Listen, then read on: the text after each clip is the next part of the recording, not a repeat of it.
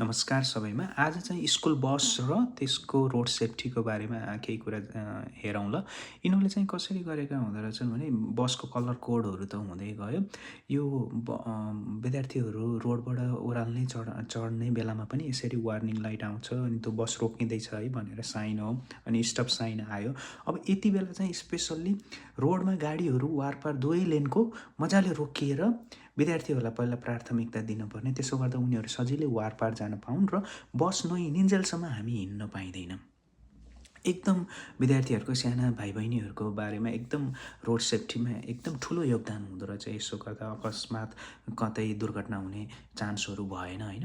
यो चाहिँ यिनीहरूले फेरि यातायात कार्यालय थ्रु नै लागू गरिरहेको हुन्छ कि रोड टेस्टमा, रिटन टेस्टमै क्वेसनहरू सोध्छ, जरिवाना पनि धेरै ठुलो हुन्छ है।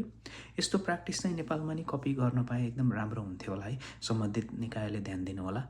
हस्त, धन्यवाद।